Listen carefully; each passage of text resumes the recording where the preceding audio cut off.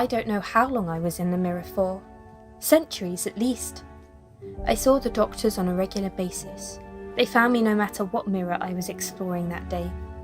Some of them didn't even seem to remember much about me, but they always demanded I say sorry. They said they'd release me if I did.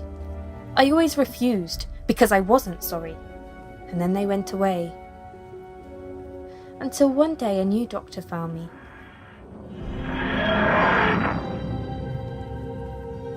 She hadn't visited me before. She had a swoop of blonde hair and a great seriousness about her, despite the fact that she wore a costume with a rainbow across her chest that said she liked to entertain children. On her lapel, she wore a badge of a white poppy. So the red-headed doctor was wrong, I said. He wasn't the last. She told me she didn't know about that. But that one rule, perhaps the only solid rule of being the doctor, was that doctors don't know much about themselves. She said she had come here to break another rule. A rule about crossing her own future, about changing decisions her other selves had made and were going to make, because she thought it was a rule that should be broken. She'd been locked in with some friends somewhere. She'd considered her sins. She'd decided there were several sicknesses in her that needed curing. She asked me if I still wanted to get out. Of course, I said, but if you've come here to gloat, you should know I haven't suffered. I've been to every mirror in the universe, and I've frightened many children. I will not bow to you. I will not say sorry, ever. She said she understood that in many ways it was her own fault that myself and my family killed so many people. That made me scream at her. What I did wasn't up to you. She told me what I already knew, that if she released me from the mirror, I'd have a life of days or weeks, my normal lifetime, starting again from the point where it had been suspended. I still want to get out, I said, but I will not say sorry. My family did what they needed to do, what they were born to do. If you let me out, I'll keep on killing lesser beings, and then you'll have that on your conscience too. She asked me if I knew what mercy was. I wouldn't reply.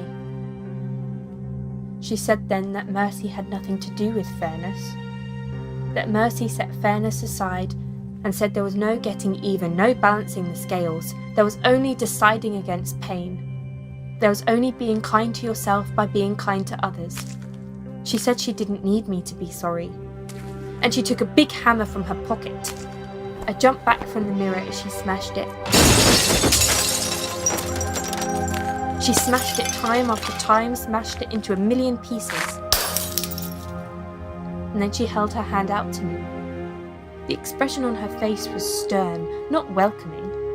She said something about this being an end to bad luck. I didn't take her hand, but I did step out of the mirror. She said there was nothing on this world. That's why she'd come to free me here. She took me to her TARDIS. She stayed looking determined as she operated the controls. She watched me in case I touched anything. I was shaking inside, trying to deal with my freedom, hoping against hope this wasn't some further twist on her revenge. But when the doors opened, there was my home. There were the spires and the great spiral troughs. There were my people, linking in the great chains, sunning themselves on the rocks in their natural form. She told me to get out. She told me I wouldn't have time to leave this place before the end of my natural life, that I would be free to live and die as I should have in the first place. That she had made this decision for me and for herself and for all her other selves. I stepped out of the doors. I was really there, really home. I didn't understand why she'd done that. I still don't. I was furious at her for having this kind of power over me, as my people are always angry because of the historical injustice perpetuated against us. I was about to turn and release my balloon to eat her face, but by the time I did so, her TARDIS had already faded away.